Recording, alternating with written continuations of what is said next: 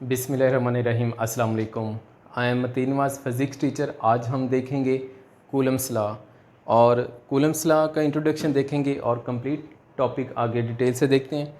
First of all हम देखते हैं इसकी स्टेटमेंट क्या होती है। Coulomb's law basically coulomb scientist का नाम है।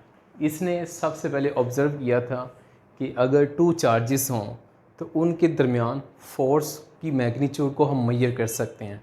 मैग्नीट्यूड से मुराद है कि उसकी क्वांटिटी हम मेजर कर सकते हैं कि अगर पॉजिटिव नेगेटिव चार्ज है तो उनके दरमियान कितनी अट्रैक्शन की फ़ोर्स होगी, या रिपल्शन की नेगेटिव नेगेटिव है तो कितनी रिपल्शन की फ़ोर्स होगी। ये क्वांटिटेटिव मेजर किया इसने और एक फार्मूला ड्राइव किया जिस फार्मूले से हम फ़ोर्स को मेजर कर सकते हैं। इसने देखा कि अगर टू चार्जेस को आप क्लोज़ लेकर आएँ तो फ़ोर्स इनके दरमियान बढ़ जाती है। अगर इन्हीं चार्जेस को हम अवे ले जाएं, दूर ले जाएं, तो इनके दरमियान फ़ोर्स कम हो जाती है। फिर अगर चार्जेस को डबल कर दिया जाए, अगर 1 1 चार्ज थे तो फ़ोर्स कम होगी, अगर दोनों साइड पर डबल चार्ज हो जाएंगे तो इनके दरमियान फ़ोर्स ज़्यादा हो जाएगी। इस बात को कूलम्स ने कहा था कूलम्स लॉ। इसको हम डिफ़ाइन भी करते हैं, स्टेट भी करते हैं। तो देखते हैं, लेट करते हैं। यहाँ पे टू चार्ज हैं। फर्स्ट लेट कर लेते हैं Q1 है, सेकेंड लेट कर लेते हैं Q2 है, और इनके दरमियान डिस्टेंस आ रहा है। इस डिस्टेंस को हम लिख लेते हैं स्मॉल r से। Q1 Q2 कुछ भी हो सकते हैं, दोनों नेगेटिव भी हो सकते हैं, दोनों पॉजिटिव भी हो सकते हैं, एक नेगेटिव एक पॉजिटिव भी हो सकता है। ठीक है, कुछ भी केस हो सकता है। हर केस के लिए इनके दरमियान फोर्स होगी, वो ट्रैक्शन भी हो सकती है, वो रिपल्सन भी हो सकती है। तो कूलम्स ने ऑब्ज़र्व किया कि जब चार्जेस को नियर लेकर आते हैं तो फोर्स इंक्रीज़ हो जाती है। फिर ऑब्ज़र्व किया कि अगर चार्जेस को बढ़ा दिया जाए तो चार्जेस के प्रोडक्ट के डायरेक्ट होती है फोर्स। अगर चार्ज 1 1 है, फिर दूसरे केस में 2 2 है, तो अगर ये भी 2 है चार्ज, ये भी 2 है, तो 2 × 2 4 हो जाएगा। तो फोर्स 4 टाइम्स बढ़ जाएगी। फोर्स इन चार्जेस के प्रोडक्ट के डायरेक्टली प्रोपोर्शन होती है। और इधर जो चार्ज हम कहते हैं ये पॉइंट चार्ज होते हैं। अब पॉइंट चार्ज क्या होते हैं? ऐसे चार्ज होते हैं ऐसे पार्टिकल्स होते हैं जिनका ज़ीरो साइज़ होता है, उनको हम कहते हैं पॉइंट चार्ज, और इनके ऊपर चार्ज होता है। अब इसका क्या मतलब हुआ कि ज़ीरो साइज़ है। अब ज़ीरो साइज़ का ये मतलब है, लाइक ये मैंने डॉट लगा दिया। ये डॉट मैथ कहती है कि डॉट का साइज़ ज़ीरो होता है, एक स्पॉट का साइज़ ज़ीरो होता है। तो इसी तरह इतनी ही साइज़ का कोई पार्टिकल होगा, बहुत स्मॉल साइज़ का होगा, जिसको हम कहते हैं zero size particle having a charge is known as point charge. तो इसकी एग्जांपल हम प्रैक्टिकली देखें तो इलेक्ट्रॉन वेरी स्मॉल है, it is a point charge, जिस पे चार्ज बहुत स्मॉल होता है और इसका साइज़ वेरी स्मॉल होता है। ठीक है, इसको हम कहेंगे पॉइंट चार्ज। तो यहाँ पे ये कंडीशन है कि ये जो चार्जेस है ये एक तो पॉइंट चार्ज होने चाहिए, नंबर 2 ये स्टेशनरी होने चाहिए। चूँकि मैंने आपको ये चैप्टर पढ़ाया था, स्टार्ट पहला लेक्चर देखा तो इलेक्ट्रोस्टैटिक्स पढ़े, चार्जेस एट रेस्ट इस चैप्टर में हम पढ़ेंगे। तो कूलम्स लॉ भी रेस्ट चार्जेस के लिए वैलिड है। जो चार्ज रेस्ट में होंगे सिर्फ उनके लिए वैलिड है, और जो पॉइंट्स चार्ज होंगे सिर्फ उनके लिए वैलिड है। अब पॉइंट चार्ज क्या होते हैं अभी मैंने बता दिया। Point of zero size particle having charge point charges कहलाएंगे। ठीक है, और देखते हैं, ये पहला पॉइंट देख लिया हमने कि फोर्स चार्ज पॉइंट चार्जेस के प्रोडक्ट के डायरेक्टली प्रोपोर्शन होती है। चार्ज बढ़ाते जाएंगे, प्रोडक्ट ज़्यादा होगा, फोर्स भी इंक्रीज़ हो जाएगी। ठीक है, अब दूसरा पॉइंट देखते हैं इसमें। दूसरा इसका पॉइंट ये है कि फोर्स इनके दरमियान डिस्टेंस के स्क्वायर के इनवर्स होती है। ये इन चार्जेस के दरमियान डिस्टेंस है। अगर इनका डिस्टेंस मैंने 2 टाइम बढ़ा दिया तो उस डिस्टेंस का क्या ले लेंगे? स्क्वायर ले लेंगे। तो स्क्वायर ऑफ डिस्टेंस के इन्वर्स होती है। जैसे जैसे आप बढ़ाते जाएंगे, मैंने अगर ये 2 टाइम डिस्टेंस बढ़ाया तो फोर्स 4 टाइम डिक्रीज़ होगी, क्योंकि आर का स्क्वायर है, 2 का स्क्वायर 4 हो जाएगा। अगर मैंने 4 टाइम डिस्टेंस बढ़ाया है तो 4 का स्क्वायर 16 हो जाएगा, तो फोर्स 16 टाइम्स डिक्रीज़ हो जाएगी। तो ये हमने देख लिया कि फोर्स स्क्वायर ऑफ डिस्टेंस के इन्वर्स होती है और चार्जेस पॉइंट चार्जेस के प्रोडक्ट के डायरेक्ट होती है। ये इसी को हम कहते हैं कूलम्ब्स लॉ। अगर स्टेट कहेंगे तो यूँ कहते हैं, स्टेटमेंट इसकी यह है, magnitude of force is proportional to product of their product of point charges and inversely proportional to square of distance between them is known as Coulomb's law. ये कूलम्ब्स लॉ की हमने स्टेटमेंट कर ली। अब चलते हैं मैथमेटिकल फॉर्म की तरफ। तो मैथमेटिकल फॉर्म देखनी है इसकी। ये जो मैंने इक्वेशन लिखी है ये बेसिकली इसकी मैथमेटिकल फॉर्म में आती है। ऊपर मैंने डेफिनेशन बता दी, अब मैथमेटिकल फॉर्म देखने जा रहे हैं। तो इसमें देखते हैं, फर्स्ट हम इसकी लिखते हैं मैथमेटिकल फॉर्म में कि F दोनों चार्जेस के डायरेक्ट है, इसको हम कह देते हैं ये इक्वेशन 1 है। दूसरा हम लिख लेते हैं फोर्स स्क्वायर ऑफ डिस्टेंस के इन्वर्स है, इसको हम लिख लेते हैं इक्वेशन 2। अब इन दोनों इक्वेशन को कंबाइन कर दें, कंबाइन इक्वेशन 1 एंड 2। हम इन दोनों इक्वेशन को कंबाइन कर लेते हैं। तो अब कंबाइन करने से क्या होगा, ये फोर्स एक साइड पे तो फोर्स आ जाएगी और दूसरी साइड पे क्या आ रहा है, Q1 Q2 आ रहा है इधर, और यहाँ पे क्या आ रहा है, डिवाइडेड बाय R स्क्वायर आ रहा है। तो ये फोर्स का फॉर्मूला भी बन गया। अब यहाँ पे प्रोपोर्शनैलिटी आ रहा है, हम जानते हैं प्रोपोर्शनैलिटी साइन को रिमूव करें तो कांस्टेंट आता है। यहाँ पे कांस्टेंट ऑफ प्रोपोर्शनैलिटी का नाम रख दिया कि कूलम कांस्टेंट जिसे कहेंगे, Q1 Q2 और R स्क्वायर वैसे ही आ गया। और यहाँ पे ये जो K आ रहा है, K की वैल्यू होती है, यहाँ पे K की वैल्यू है 1/4 पाई एप्सिलॉन नॉट। ये K की मैथमेटिकल वैल्यू है। अगर एप्सिलॉन नॉट की हम जानते हैं, एप्सिलॉन नॉट की वैल्यू होती है 8.85 इंटू 10⁻⁻12। और यहाँ पे अगर ये हम पाई की वैल्यू होती है 3.14। एप्सिलॉन नॉट की ये वैल्यू मैंने लिख दी। एप्सिलॉन को यूँ पढ़ते हैं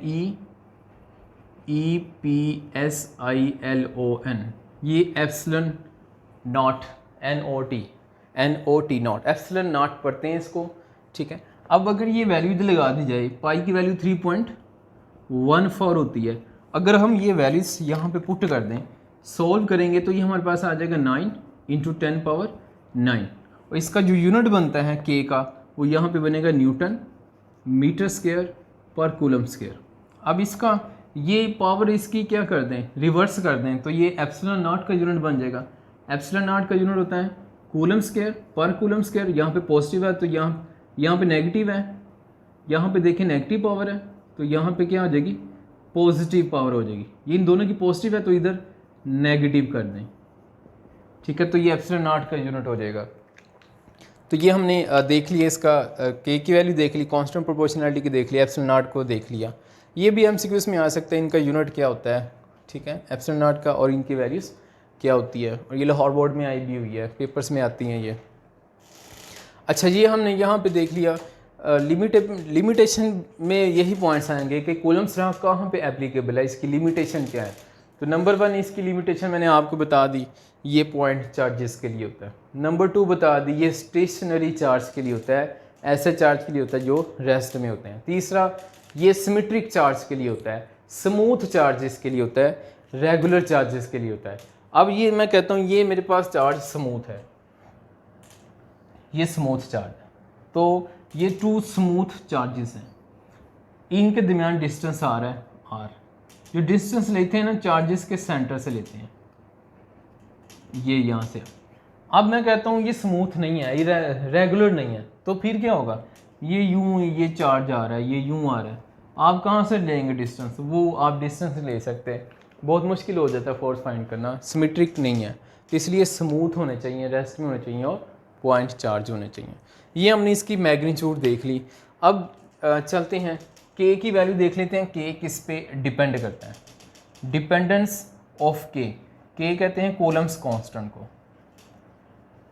ठीक है। तो यहाँ पे अगर हम इसके फॉर्मूले पे ही जाएं, तो K के फॉर्मूले पे जाएं तो यहाँ पे आ रहा है एप्सिलॉन नॉट। एप्सिलॉन नॉट कहते हैं permittivity for free space. Free space mean medium यहाँ पे डिपेंड कर रहा है, तो K डिपेंड करता है मीडियम पे। मीडियम चेंज होगा तो K की वैल्यू भी चेंज हो रही होगी। अब देख लेते हैं यहाँ पे फर्स्ट हमने देख लिया मीडियम पे डिपेंड करती है।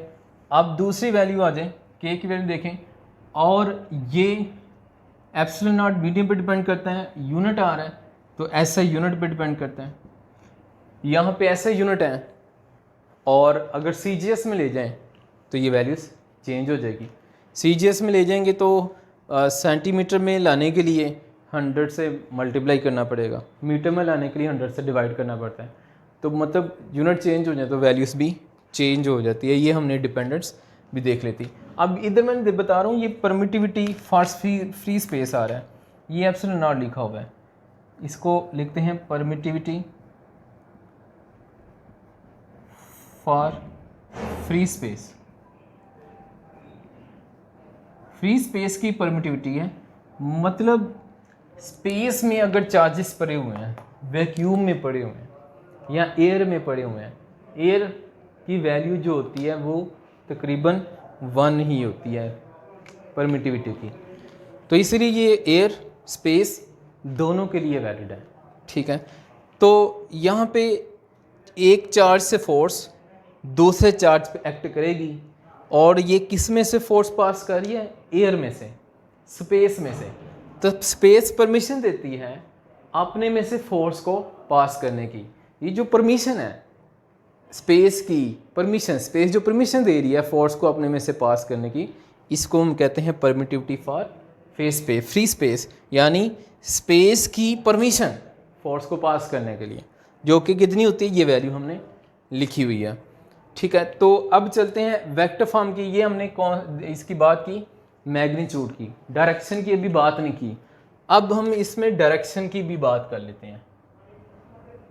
तो फोर्स हम जानते हैं वेक्टर क्वांटिटी होती है, फोर्स किसी डायरेक्शन में लगती है, पर्टिकुलर डायरेक्शन पे हमेशा एक्ट करती है, क्योंकि ये एक वेक्टर क्वांटिटी है। तो यहाँ भी जो फोर्स पढ़ रहे हैं, इस फोर्स का नाम इलेक्ट्रिक फोर्स है जो चार्जेस के दरमियान है, या कूलम फोर्स भी इसको कहते हैं। अब ये कूलम फोर्स, इलेक्ट्रिक फोर्स क्या होती है, इसको देख लेते हैं। तो हम वेक्टर फॉर्म डिस्कस करने जा रहे हैं। यहाँ पे वेक्टर फॉर्म में डायरेक्शन आएगी। ठीक है, तो इधर हम लेट कर लेते हैं 2 चार्जेस हैं, Q1 चार्ज है और सेकंड Q2 चार्ज है, इनके दरमियान डिस्टेंस है, इस डिस्टेंस को मैं R से लिख लेता हूँ। ठीक है, फिर सिमिलर एक और डायग्राम मैं ड्रा कर लेता हूँ, ये सेम यही डायग्राम ड्रा कर लेते हैं उसी तरह, इसको कह लेते हैं ये Q1 है, ये सेम वही ऊपर वाली डायग्राम है, और यहाँ पे ये Q2 है, और इनके दरमियान डिस्टेंस R है। ठीक हो गया, ये इनके दरमियान डिस्टेंस R आ रहा है। अब देखें ज़रा, इसमें अब मैं लेट कर लेता हूँ कि Q1 Q2 पे फोर्स लगाता है, ये यहाँ से Q1 ने Q2 पे फोर्स लगाई। अब अट्रैक्टिव भी हो सकती है, रिपल्सिव भी हो सकती है, वो कोई भी हो सकती है, वो चार्ज पे डिपेंड करेगा। दोनों नेगेटिव हैं तो रिपल्सिव हो जाएगी, ऑपोजिट हैं तो अट्रैक्टिव हो जाएगी। अब देखें ये जो फोर्स है ना, ये Q1 Q2 पे एक्ट कर रहा है, और इसको लिखने का जो अंदाज होगा, इसको लिखेंगे 1 2 पे एक्ट कर रहा है, तो इसको लिखेंगे 1 2। अब नीचे वाली डायग्राम पे आ जाएं। ये जो नीचे डायग्राम ड्रा की है, ये ऊपर वाली ही सेम उसी को ही रिप्रेजेंट कर रही है। अब इसमें देखें, ये कह लेते हैं कि Q2 Q1 पे फोर्स लगाता है, तो इसकी डायरेक्शन ये होगी, इसको हम लिखेंगे 2 1। अब ये कन्वेंशन है हमारी बुक में, ये चेंज है, दूसरी बुक में ये चेंज नहीं है, हमें अपनी बुक के मुताबिक चलना है। कंसेप्ट एक जैसा ही है, कंसेप्ट एक ही है, बात वही है। क्या है, यहाँ पे मैंने लिखा हुआ है F12, इसका मतलब है कि Q1 चार्ज, इसका मतलब ये है, इसको Q इधर वाला जो लिखा होगा ना, ये Q2 है तो Q2 1 पे लगाएगा, तो इसको हम U लिख लेते हैं। फिर इसकी जो हमारी बुक में कन्वेंशन है ना, इसको हम लिखेंगे 2 1, जिसको हम बाद में लिखते हैं तो वो पहले पे फोर्स लगाएगा, यानी Q1 ने Q2 पे फोर्स लगानी है। फिर इसी तरह इसको लिख लेते हैं 1 2। अब देखें, ये जो कन्वेंशन है इसके मुताबिक क्या है, चार्ज 1 चार्ज 2 पे फोर्स लगा रहा है, इसको मैंने इधर लिख दिया।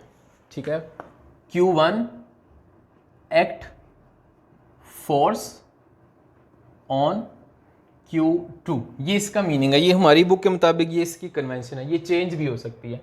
अब मैं इधर लिख लेता हूँ एक और कन्वेंशन इसकी बनाते हैं। अब दूसरा लिखा हुआ है F12, तो आप इधर सोचें इसका क्या बनेगा।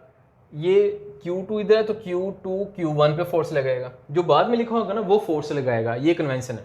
इधर बाद में 1 लिखा हुआ तो 1 फोर्स लगा रहा है, इधर बाद में 2 लिखा हुआ है तो 2 1 पे फोर्स लगाएगा। तो इधर लिख लेते हैं Q2 act force on Q1। ये ऊपर डायग्राम भी हमें ड्रा की हुई है, ये डायरेक्शन आ रही है इसकी। अब डायरेक्शन आ रही है तो इधर हम लिख लेते हैं F12 is equal to F21 और साथ इधर मैंने लगा दिया माइनस। अब ये जो मैंने माइनस लगाया है ये बता रहा है कि ऑपोजिट डायरेक्शन में फोर्स लगेगी। मतलब यहाँ पे Q1 ने Q2 पे फोर्स लगानी है, at the same time Q2 ने Q1 पे फोर्स लगानी है। इक्वल लगाएंगे और ऑपोजिट फोर्स लगाएंगे। ऑपोजिट के लिए नेगेटिव लगा दिया और ये दोनों की मैग्नीट्यूड इक्वल होती है। यहाँ पे न्यूटन थर्ड लॉ एप्लीकेबल है। न्यूटन थर्ड लॉ क्या है? एक्शन का रिएक्शन होता है। तो ये पहले इधर एक्शन हुआ और बाद में फिर इसके ऊपर रिएक्शन हुआ, जो कि मैंने 2 डायग्राम बना के समझाया हुआ है। तो ये एक्शन हो गया, लेट या इसको एक्शन कह लें। Q1 Q2 पे लगाता है तो Q2 Q1 पे लगाएगा। Action and reaction are equal but in opposite direction. ये हम इसको हम कहते हैं mutual force. Coulomb force is a mutual force. Coulomb force mutual force होती है। म्यूचुअल फोर्स का मतलब भी यही है, charge Q1 Q2 act on a force Q1 at the same time Q1 act force on Q2 in equal magnitude and in opposite direction is known as mutual force। ये mutual force का concept है, MCQs भी आता है। Coulomb force कौन सी force है? तो coulomb force is a mutual force होती है। ठीक है, उसके बाद आ जाए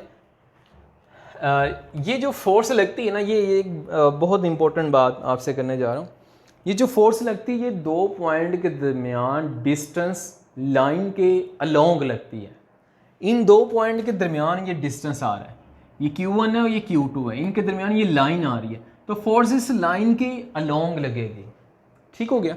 अब इधर आ जाए, सिमिलर इधर ये Q1 है और ये Q2 है, तो ये Q2 फोर्स लगा रहा है लाइन के अलोंग, इनके दरमियान जो लाइन होती है तो उनके दरमियान लगती है। Force act along the line joining between 2 points. 2 points को जो ज्वाइन करती है लाइन उसके अलोंग लग रही होती है। ये ऐसा नहीं होगा कि ये फोर्स यहाँ से इधर एक्ट कर रही है, ऐसा नहीं होगा कि वो ऊपर से लग रही है। हमेशा उनके दरमियान लाइन के अलोंग फोर्स एक्ट कर रही होती है। ठीक है, ये आगे MCQs में पूछूंगा, फिर देखूंगा आपको कितनी अच्छी समझ आई है। ठीक है, इस बात पे अब देखें हम इधर बात करने लगे हैं म्यूचुअल फोर्स की बात कर ली। ये हमारी बुक में इस तरह लिखा हुआ है, ये इसको आप ड्राइव भी कर सकते हैं। ठीक है, तो इधर मैं लिख लेता हूँ यही कूलम फोर्स का formula, F is equal to 1/4πε0 Q1 Q2 over R square. ये हमें पता है, ये मैग्नीट्यूड है फोर्स की। इसको हमने वेक्टर फॉर्म में लाना है। इसको वेक्टर फॉर्म में लाने के लिए क्या करेंगे? देखें, ये फॉर्मूला मैंने वैसे लिख दिया। इस फॉर्मूले के साथ मैं क्या करता हूँ, इधर मैं लिख लेता हूँ F1 2 और ये एरो हेड लगा दिया। 1 2 का क्या मतलब है कि सेकंड ने इस 2 चार्ज ने 1 चार्ज पे फोर्स लगानी, और इधर भी वेक्टर फॉर्म बनानी है तो यूनिट वेक्टर लगा देंगे, और जो यूनिट वेक्टर लगाएंगे वो भी 1 2 लगाएंगे। इधर 1 2 है तो इधर भी 1 2, ये यूनिट वेक्टर लगा दिया तो ये हमारे पास बन गई वेक्टर फॉर्म। और इधर भी यूनिट वेक्टर ड्रा करना है तो आप इस तरह से ड्रा कर सकते हैं। ये यूनिट वेक्टर लिख लें R21, मतलब ये डायरेक्शन, ये डिस्टेंस है कहाँ से किस तरफ? Q1 से Q2 की तरफ। अब नीचे अगर मैं यूनिट वेक्टर ड्रा करूँ तो इसको लिखेंगे 21, मतलब ये क्या है? ये डिस्टेंस है फ्रॉम Q2 टू Q1, यानी distance is directly from charge Q2 towards Q1। ठीक है, जिस तरह फोर्स की बात की थी वैसे ही इसके यूनिट वेक्टर डिस्टेंस की डायरेक्शन की बात करेंगे। अब ये लिख दिया। अब देखें, इसी को मैं थोड़ा सा चेंज कर लेता हूँ। इधर मैं लिख लेता हूँ F12 is equal to 1/4 pi epsilon naught, इधर लिख दिया Q1 Q2 ओवर ये इधर आर स्क्वायर आएगा आर स्क्वायर। अब देखिए यहाँ पे ये जो आ रहा है ना R12, मैं इसकी जगह लिख सकता हूँ -R21। अब ये क्यों ऐसा लिखा? देखें एक बात हम जानते हैं कि डिस्टेंस भी इक्वल होंगे इनके दरमियान, R12 इक्वल टू -R21। देखें ये मैं माइनस से हटा दूं तो इसका मतलब है जितना 2 से 1 तक का डिस्टेंस है उतना 1 से 2 चार्ज तक का डिस्टेंस है। मतलब ये Q1 Q2 है ना, Q1 से Q तक का डिस्टेंस और Q2 से Q1 तक का डिस्टेंस क्या है, इक्वल है। और इनके दरमियान नेगेटिव लगा दिया। नेगेटिव क्या बता रहा है कि ये ऑपोजिट में है, यानी ये मैं अगर कह लूँ R21 का डिस्टेंस की डायरेक्शन ये है तो R12 की डायरेक्शन ये वाली होगी। तो देखें ये राइट है ये लेफ्ट है, तो डायरेक्शन क्या होगी इसकी, ऑपोजिट होगी। जब भी डायरेक्शन ऑपोजिट होगी तो हम फिजिक्स में ऑपोजिट डायरेक्शन को रिप्रेजेंट करने के लिए नेगेटिव लगाते हैं। ठीक है, तो अब ये इधर मैंने क्या किया, इसकी जगह ये वैल्यू पुट कर दी। यहाँ पे क्या किया, R12 की जगह पे क्या लिख दिया, -R21 लिख दिया। अब माइनस को आप मल्टीप्लाई कर दें, माइनस जब मल्टीप्लाई होगा तो ये आ जाएगा F12 is equal to 1/4 pi epsilon naught. ये माइनस रूप में मैंने लिख दिया, मल्टीप्लाई हो जाएगा। माइनस को हम स्टार्टिंग पे लगा लेते हैं और बाकी वैसे ही आ जाएगा -1/4 pi epsilon naught Q1 Q2 over R square, और यहाँ पे क्या है R21। अब देखें ये जो फॉर्मूला मैंने लिखा है इसमें ये वाली सारी फॉर्म जिसको रेड में मैंने हाईलाइट किया है, ये सारा फॉर्मूला किसका बन रहा है ज़रा देख कर बताएं। अगर आप देखें तो ये फॉर्मूला ये 1/4 पे एप्सिलॉन Q1 Q2 और आर स्क्वायर R21, ये तो यही नहीं सारा बन रहा। ये सारी फॉर्म ये नहीं है और ये किसके इक्वल है, F12 के।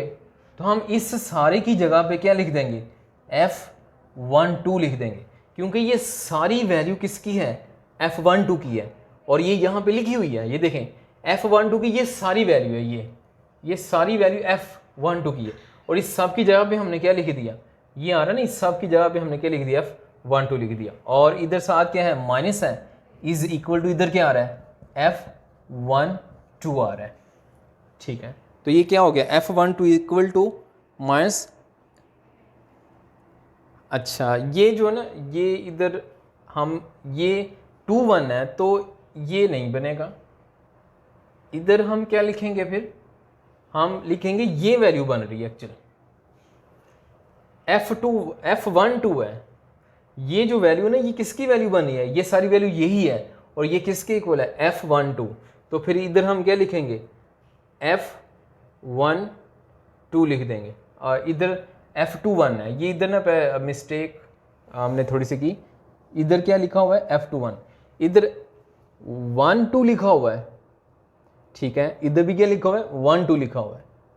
तो इसमें हमने क्या किया, R12 की वैल्यू इधर लगाई तो ये वाला आ गया। ठीक है, माइनस को क्या किया, मल्टीप्लाई किया तो ये वैल्यू बन गई। अब ये जो वैल्यू बन गई इसकी जगह हम क्या लिख सकते हैं, ये 2 1 आ रहा है, इधर क्या आ रहा है R21। जब R21 आएगा तो ये सारी वैल्यू किसकी होगी, F21 की। ये F12 लिखा हुआ है, माइनस वैसे ही आ गया। और ये सारी वैल्यू किसकी बनेगी, जब R21 है तो इधर क्या आ जाएगा, F21 आ जाएगा। तो ये सारी वैल्यू F21 के। तो ये प्रूफ हो गया जो मैंने इधर डायरेक्ट लिखा था, म्यूचुअल फोर्स। 2 मार्क्स का ये शॉर्ट क्वेश्चन भी आ सकता है, प्रूफ करें। ठीक है, चूँकि मैं इधर लिख देता हूँ ताकि कन्फ्यूजन ना हो। ये सारी वैल्यू किसकी है, ये सारी वैल्यू है F21 की। ठीक है, तो इस सारे की जगह पे हमने F21 लिख दिया और ये माइनस ऐसे ही है और ये इधर हमने वैसे लिख दिया। ठीक है, ये हमने प्रूफ भी कर दिया था कि ये कूलम फोर्स होती है, म्यूचुअल फोर्स होती है।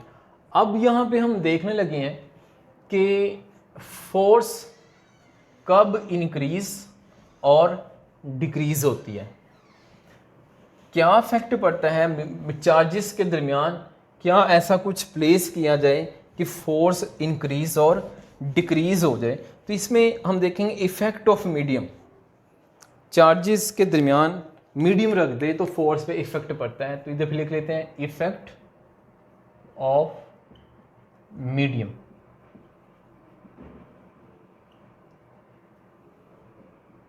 ठीक है, अब इफ़ेक्ट ऑफ मीडियम देखने लगे हैं। लेट कर लें ये हमारे पास Q1 चार्ज है और सेकंड हमारे पास Q2 चार्ज है, तो इनके दरमियान हमने मीडियम रख दिया। ठीक है, ये मीडियम रख दिया और ये जो मीडियम होगा ना ये इंसुलेटर होगा, ये मेटल का नहीं होगा, इंसुलेटर का मटेरियल होगा। ठीक है, और ये इंसुलेटर मटेरियल कहते हैं डाइलेक्ट्रिक कांस्टेंट, और इस इंसुलेटर मटेरियल की रिलेटिव परमिटिविटी होती है और ये इफेक्ट करता है चार्जेस पे। अब मैंने ये लेट करें इंसुलेटर रखा तो चार्जेस के दरमियान फोर्स कम हो जाएगी। जब मैंने ये इंसुलेटर नहीं रखा था तो इन चार्जेस के दरमियान फोर्स ग्रेटर है। जो ही मैंने इन चार्जेस के दरमियान ये मीडियम रख दिया, ठीक है, डाइलेक्ट्रिक कांस्टेंट इसका नाम रखते हैं। इस इंसुलेटर का नाम हम जनरल डाइलेक्ट्रिक कांस्टेंट कहते हैं। इसमें प्लास्टिक इंसुलेटर आते हैं, मेटल नहीं रखते हैं। मेटल होगी तो फोर्स ही नहीं होगी। अगर फ़र्ज़ करें मेटल क्यों नहीं रखी, मैं अगर इनके दरमियान मेटल प्लेस कर लेता हूँ तो फोर्स एक चार्ज से दूसरे चार्ज में ट्रांसफ़र ही नहीं होगी। क्यों नहीं होती? इसकी एक रीज़न है, इसकी रिलेटिव परमिटिविटी इन्फिनिट होती है, जो कि इसको क्या कर देती है, फोर्स को ज़ीरो कर देती है। ठीक है, इसको हम देखेंगे बाद में। अब जो हम देखना चाह रहे हैं, हमने जो मटेरियल देखना है चार्जेस के दरमियान, वो इंसुलेटर यानी डाइलेक्ट्रिक कांस्टेंट प्लेस करेंगे। अब डाइलेक्ट्रिक कांस्टेंट हमने लेट करेंगे प्लेस कर दिया, यानी इंसुलेटर हमने प्लेस कर दिया। अब फोर्स क्या हो जाएगी, डिक्रीज़ हो जाएगी। ये एक्सपेरिमेंटल रिजल्ट है। हम देखते हैं चार्जेस के दरमियान कोई भी डाइलेक्ट्रिक मटेरियल यानी इंसुलेटर रखते हैं तो फोर्स डिक्रीज़ हो रही होती है। अब फोर्स डिक्रीज़ होगी, वो कितनी डिक्रीज़ होगी, वो कुछ यहाँ 2 टाइम्स डिक्रीज़ होगी, 1 टाइम डिक्रीज़ होगी, 2.1 डिक्रीज़ होगी, किसी ना किसी फैक्टर से फोर्स कम होगी। उस फैक्टर को हम नाम रख देते हैं रिलेटिव परमिटिविटी। यहाँ पे देखने लगे रिलेटिव परमिटिविटी। तो रिलेटिव परमिटिविटी क्या है, रिलेटिव परमिटिविटी कहते हैं, इसका सिंबल होता है एप्सिलॉन आर। पहले इधर परमिटिविटी फॉर फ्री स्पेस थी एप्सिलॉन नॉट, और यहाँ पे इसका सिंबल आ रहा है एप्सिलॉन आर। तो इसका क्या कहा, जब भी चार्जेस के दरमियान हम मीडियम रखते हैं तो फोर्स डिक्रीज़ हो जाती है। कितनी डिक्रीज़ होती है, 2 time, 1 time, 100 time, 50 time, 3 times. ये किसी फैक्टर से डिक्रीज़ हो रही है। ये जिस फैक्टर से फोर्स डिक्रीज़ हो रही है, इसी फैक्टर का हम नाम रख देते हैं रिलेटिव परमिटिविटी। डाइलेक्ट्रिक कांस्टेंट भी इसको कह सकते हैं। ठीक है, तो इधर इसका स्पेसिफिक नाम हमने रिलेटिव परमिटिविटी, यही इसकी डेफिनेशन हमारी बुक में भी रखा, यही लिखा हुआ है। When dielectric medium is placed between point charges then force is decrease between them by a factor, that factor is known as relative permittivity. अब इसका फॉर्मूला बड़ा सिंपल सा है। हम कूलम फोर्स का फॉर्मूला, मैग्नीट्यूड का जो फॉर्मूला हमने लिखा वो लिखा था 1/4 एप्सिलॉन नॉट Q1 Q2/r²। ये कूलम फोर्स का फॉर्मूला होता है। अब देखें ये जो फॉर्मूला है ये फ्री स्पेस के लिए है। फ्री स्पेस का मतलब ये है, ये इन चार्जेस के दरमियान अभी कोई मीडियम नहीं है, वैक्यूम है या एयर अलर्ट करें। ठीक है, फ्री स्पेस वैक्यूम के लिए होगी। अब हम इन चार्जेस के दरमियान क्या रख दिया, इंसुलेटर, डाइलेक्ट्रिक मीडियम रख दिया, प्लास्टिक इंसुलेटर जिसे कहते हैं। अब रखेंगे तो अब फोर्स का फॉर्मूला क्या हो जाएगा, 1/4 एप्सिलॉन नॉट एप्सिलॉन आर, और इधर आ जाएगा Q1 Q2/r²। क्या चेंजिंग की, इसमें क्या चेंजिंग आपको नज़र आ रही है। अब देखें इधर क्या रखा, इधर एप्सिलॉन नॉट था, एप्सिलॉन नॉट के साथ और क्या मल्टीप्लाई कर दिया, एप्सिलॉन आर लगा दिया।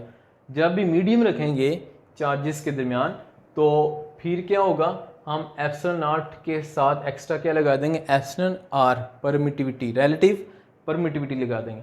अब इसमें देखें ये जो रिलेटिव परमिटिविटी है, आप इसको दूसरी तरफ ले जाएं, इसको दूसरी तरफ ले जाएं तो ये आ जाएगा एप्सिलॉन आर, एप्सिलॉन आर, और ये फोर्स को इधर ले जाएं, डिवाइड कर दें तो तो इसको लिख लेंगे 1/f, ये फोर्स इधर आ गई, और इधर ऑलरेडी क्या फैक्टर्स हैं, 1/4 पाई एप्सिलॉन नॉट और है Q1 Q2 over R square. ठीक है, तो यहाँ पे हमने देखा ये एप्सिलॉन आर को दूसरी साइड पे मल्टीप्लाई कर दिया, एफ को यहाँ पे डिवाइड कर दिया। अब यहाँ पे ये जो फॉर्मूला बन चुका है, ये जो फॉर्मूला बन चुका है, ये यहाँ पे अगर आप देखें तो अच्छा इसके साथ ना ये एफ मीडियम लिख लेते हैं। मीडियम मतलब मीडियम होगी, इधर मैं लिख लेता हूँ वैक्यूम, मतलब चार्जेस के दरमियान वैक्यूम होगा तो ये फोर्स है। ठीक है, और चार्जेस के दरमियान मीडियम होगा तो एफ मीडियम से लिखेंगे। एफ मीडियम दूसरी तरफ चल के डिवाइड हो गई है। ठीक है, अब ये जो मैंने ये जो हाईलाइट किया हुआ है ना, ये बीच में ये जो मैंने इसको ब्लैक कलर से हाईलाइट किया, ये सारा फार्मूला किसका है, ये देखें तो ये फ्री स्पेस वाला वैक्यूम का फार्मूला है। तो इस सारे फार्मूले की इस जगह पे हम लिख लेंगे एफ वैक्यूम, क्योंकि ये सारा फार्मूला किसका बन रहा है, ये सारा फार्मूला किसका बन रहा है, फोर्स इन वैक्यूम। जब चार्जेस को वैक्यूम में रखेंगे यानी फ्री स्पेस में रखेंगे तब ये फार्मूला होगा। तो ये सारा फार्मूला ये बन रहा है, और इस सारे की जगह पे क्या लिख दिया, एफ वैक्यूम, और साथ क्या आ रहा है इधर, और इधर क्या आ रहा है 1/f मीडियम आ रहा है। और देखें दूसरी तरफ क्या आ रहा है, अगर हम देखें तो दूसरी तरफ इधर क्या आ रहा है, एप्सिलॉन आर आ रहा है। एप्सिलॉन आर वैसे लिखा 1/f मीडियम, और साथ क्या है इस सारे की जगह एफ वैक्यूम लिख दिया। इसको रीअरेंज कर लें तो ये आ जाएगा F vacuum divided bye F medium, ये इसका फॉर्मूला बन गया। तो आप देख सकते हैं फोर्स कितनी डिक्रीज होती है मीडियम के अंदर। अगर आप निकालना चाहते हैं तो ये फॉर्मूला बना लेते हैं, इसको आप रिप्लेस कर लें, इन दोनों को रिप्लेस करें तो देखें रिप्लेस करने से क्या आएगा, यहाँ पे हम देखेंगे F medium is equal to F vacuum divided by epsilon R. ठीक है ना, इन दोनों को एफ मीडियम को और एप्सिलॉन आर को रिप्लेस कर दिया तो ये फॉर्मूला बन गया। अब अगर हम टेबल पे जाएं तो हमारी बुक में टेबल दिया हुआ है डाइलेक्ट्रिक मटेरियल के लिए, डिफरेंट डाइलेक्ट्रिक मीडियम के लिए डिफरेंट वैल्यूज़ हैं। माइका शीट हो जाए, डिस्टिल्ड वाटर हो जाए, डिस्टिल्ड वाटर की वैल्यू है, अगर हम डिस्टिल्ड वाटर की बात करें तो एप्सिलॉन आर की वैल्यू 78 है तकरीबन। ठीक है, माइका शीट ले लें, डिफरेंट मटेरियल हैं, अब सब की वैल्यू, अगर डिस्टिल्ड वाटर की अगर चार्जेस वाटर में पड़े हुए हैं, डिस्टिल्ड वाटर में पड़े हुए हैं तो चार्जेस के दरमियान फोर्स लगेगी। वो फोर्स कितनी लगेगी, इसको एफ वाटर की वैल्यू 78 डिवाइड करेंगे तो फोर्स बहुत कम हो जाएगी, यानी ये वैल्यू एप्सिलॉन जितनी ज़्यादा होगी तो फोर्स उतनी कम होगी। इसका मतलब ये हुआ चार्जेस को मीडियम में रखते हैं तो फोर्स डिक्रीज होती जाती है। अब वो भी डिपेंड करते हैं मीडियम कौन सा है, अगर वाटर है तो इसकी वैल्यू बहुत ज़्यादा है तो फोर्स चार्जेस के दरमियान कम हो जाएगी वाटर में। अगर हम माइका शीट लेते हैं तो उसकी वैल्यू एप्सिलॉन आर की कम होती है, कम होगी तो फोर्स माइका शीट में ज़्यादा लगेगी चार्जेस पे। ठीक है, तो ये हमने देख लिया इफ़ेक्ट ऑफ मीडियम, मीडियम का क्या इफ़ेक्ट होता है। अब हम देखने लगे हैं कि एक बात मैंने बताई, चार्जेस, एक दो इम्पोर्टेंट पॉइंट देख लेते हैं एमसीक्यूज़ के पॉइंट ऑफ व्यू से। अगर चार्ज परपेंडिकुलर मूव कर रहा है तो फिर कितनी फोर्स लगेगी। लेट्स करें ये Q1 है और ये Q2 है और इनके दरमियान ये डिस्टेंस है, और एक और चार्ज आ रहा है तो ये चार्ज Q3 ये इधर आ रहा है। तो बताएं Q3 इनके दरमियान लाइन के परपेंडिकुलर कितनी फोर्स लगाएगा। Q3 इन दोनों चार्जेस के ज्वाइनिंग लाइन पे कितनी फोर्स लगाएगा, तो आंसर है 0। क्यों बोला, क्योंकि हमने कहा था कि फोर्स हमेशा दो चार्जेस के दरमियान लाइन के अलोंग लगती है। ठीक है, तो इधर देखें ये चार्ज, ये फोर्स लगेगी तो इधर लगेगी, इनके दरमियान ये लाइन बन रही है। Q3 इसके लॉन्ग लगाएगा या इधर लगाएगा लाइन, दो चार्जेस के लॉन्ग ये लाइन बन रही है।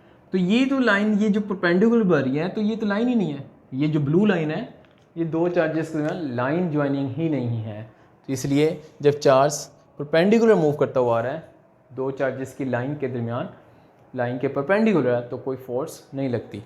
अच्छा, अब एक और देख लेते हैं। अगर मैं कहता हूँ कि चार्ज Q1 2 टाइम हो गया और Q2 भी 2 टाइम्स हो गया, तो बताएं फोर्स कितनी हो जाएगी। तो देखिए, हमने फार्मूला अभी पढ़ा था, इसका फार्मूला होता है F is equal to 1/4 epsilon naught Q1 Q2 over R square. तो देखें Q1 और Q2 दोनों की वैल्यू कितनी हो गई है। इधर F प्राइम लगा लेते हैं और इधर आप वैल्यू लगा लेते हैं। Q1 की जगह पे आ जाएगा 2Q1 और Q2 की वैल्यू भी कितनी है 2Q1 Q2 कितनी वैल्यू है इसकी, Q2 prime equal to 2Q1 2Q2 और Q1 prime is equal to 2Q1, मतलब ये दोनों डबल हो गई, तो इनकी जगह हमने वैल्यू लगा दी। डिस्टेंस उतना ही है, तो 2 इंटू 2, अगर हम ये 2 को मल्टीप्लाई कर दें, 2 इंटू 2 4 होता है, तो 4 को स्टार्टिंग में लिख लेते हैं और बाकी ये वैल्यू लिख लेते हैं 4 एप्सिलॉन नॉट, और इधर क्या आ जाएगा Q1 Q2 over R square, और इधर है F प्राइम, और इधर लिख लेते हैं F prime is equal to, ये 4 है और ये सारी वैल्यू वैक्यूम के लिए होती है, इसको F लिख लेते हैं। तो ये फोर्स कितनी हो गई 4 टाइम्स हो गई, 4 मल्टीप्लाई हो रहा है, मतलब 4 टाइम्स इंक्रीज हो गई है। ठीक है, इस तरह और भी बहुत सारी MCQs बन सकती हैं। अगर डिस्टेंस को अगर आप हाफ कर दें, तो इधर R की जगह लिख देंगे R/2, सॉल्व करेंगे आंसर आ जाएगा। डिस्टेंस 2 टाइम्स हो जाए तो फिर क्या लिख देंगे 2R2 और उसका स्केयर आ जाएगा, 2R और उसका स्केयर आ जाएगा। तो ये डिफरेंट वे से हम इसको सॉल्व कर सकते हैं, ये जो पेपर में आती भी हैं। तो इनकी जो टॉपिक के MCQs हैं वो भी मैं अलग से बना के शेयर करूँगा।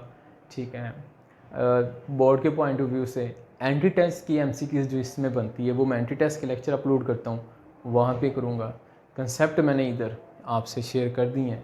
ठीक है, तो इस टॉपिक के बाद हम नेक्स्ट अब टॉपिक करेंगे डेली बेस पे, सेकंड ईयर पार्ट 2 का लेक्चर अपलोड होता है। तो न्यू वीडियोस के लिए जब भी मैं लेक्चर अपलोड करता हूँ तो वो आपको नोटिफिकेशन के साथ मिले, तो इसके लिए आप चैनल सब्सक्राइब करें ताकि आपको मोबाइल में या कंप्यूटर में या ईमेल में आपको वहाँ पे नोटिफिकेशन मिल सके। तो मिलते हैं हम नेक्स्ट लेक्चर में। अल्लाह हाफिज़।